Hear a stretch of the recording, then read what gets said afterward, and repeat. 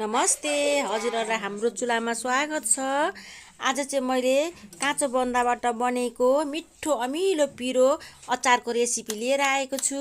हजुरहरुले सुरुदेखि अन्तिमसम्म हेरेर साथ दिनुहुन्छ भन्ने आशा गर्दछु। बनाउनको लागि मैले बन्दाकोपी एउटा अरु सबै सामग्रीहरु तयार पारेर लिइसकेको छु। अब सुरुमा चाहिँ हामीले बन्दालाई काट्नु पर्छ। मैले एउटा सानो लिएको छु। अब हजुरहरुले पनि आफ्नो आवश्यकता अनुसार लिनु होला। मैले चाहिँ आधी पारेर काट्दै छु सुरुमा।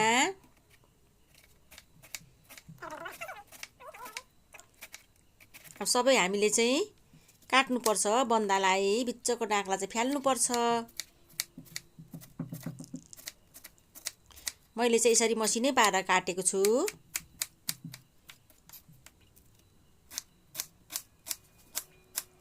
बनाउनु पनि सजिलो छ, खानुलाई पनि मिठो हुन्छ, छिटो पनि हुन्छ।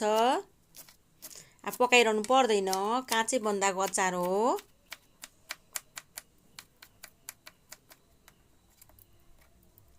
मैले चाहिँ आधी बन्दा मात्रै बनाउँछु, सबै पनि बनाउँदिन। हजुरहरुलाई कति चाहिन्छ त्यही अनुसार बनाउनु होला। ल मलाई चाहिँ आधी बन्दा भएदेखि अचार तयारी हुन्छ। अब एउटा बाउलमा चाहिँ राख्नु पर्छ बन्दालाई, काटेको बन्दालाई। एकदम हेल्दी पनि हुन्छ काँचो बन्दा खानको लागि। अब मैले एउटा प्याज लिएको छु। अब प्याजलाई पनि लामो लामै गरेर काट्दै छु। यसरी बन्दामा चाहिँ प्याज मिसाउँदा पनि मिठो हुन्छ। अब कागती अमिलो त चाहिइ नै हाल्यो। अब धनिया पत्ता हरियो मसिनो काटेको। अब अमिलो चाहिँ कागती, चुक हजुरसँग जे छ त्यही लगाउनु होला। अब हरियो खोर्सानी हो, यो चाहिँ लाम्चो खालको पिरो खालको छ। मैले चाहिँ 4 वटा लिएको छु अचारमा लाउनको लागि। मिठो पिरो मिठो अमिलो बनाउनु पर्छ, त्यसकारणले मैले 4 लिएको छु। आलु मैले उसिनी ओरी लिएको छु। अब आलु पनि काट्नु पर्छ। मैले चाहिँ एउटालाई चाहिँ 8 वटा बनाएर काटेको छु।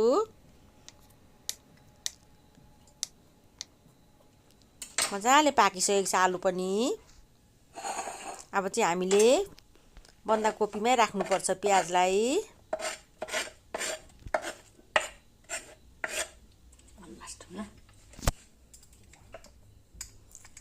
अब चाहिँ नुन स्वाद अनुसार।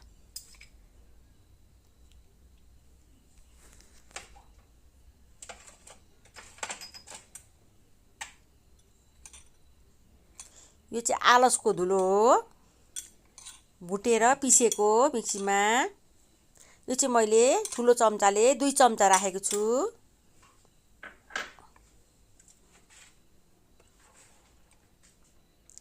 अकबरेको पेस्ट हो यो चाहिँ।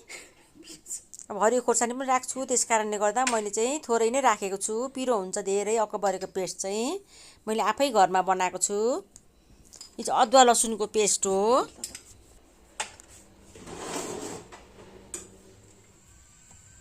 अब एउटा दिउरे बसाइसकेँ मैले। अब तेल राख्नुपर्छ। तेल चाहिँ तोरीको हो 2-3 चम्चा। तेल तातिसक्यो। अब मेथी दानालाई फुर्याउनु पर्छ। मेथी दाना कालो कालो हुन्छ, बेसा राखेर चाहिँ हामीले अचार माथिबाट राख्नुपर्छ। अदुवा लसुनको पेस्ट माथि राख्नुपर्छ। ल मैले झानी पनि सकेँ।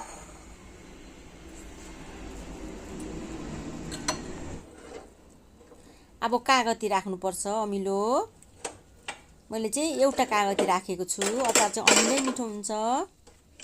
हजुरहरुसँग जुन अमिलो छ त्यो राख्नु होला।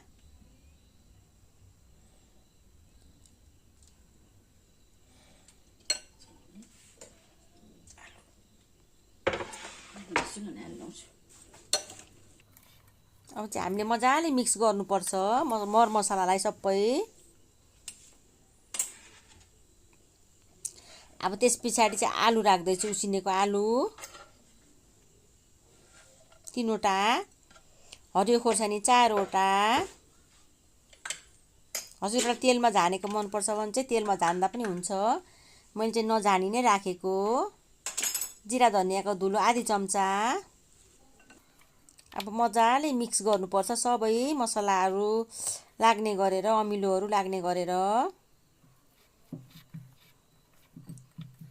आलु पनि अब अलिअलि कुच्याउँदा हुन्छ। पानी चाहिँ लाउनु पर्दैन। हरियो मसिनो काटेको धनियाँ,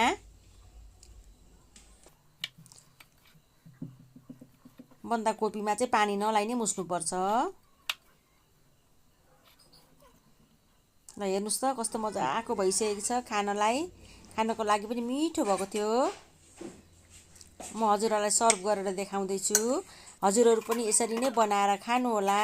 कस्तो लाग्छ कमेन्टमा लेख्नुहोला। हजुरहरूलाई भिडियो कस्तो लाग्यो, भिडियो मन परेमा लाइक कमेन्ट सब्सक्राइब गरिदिनु होला। साथी फ्यामिलीसँग सेयर गर्नु नभुल्नुहोला। हजुरहरूको दिन सुखमय बित्योस्। धन्यवाद।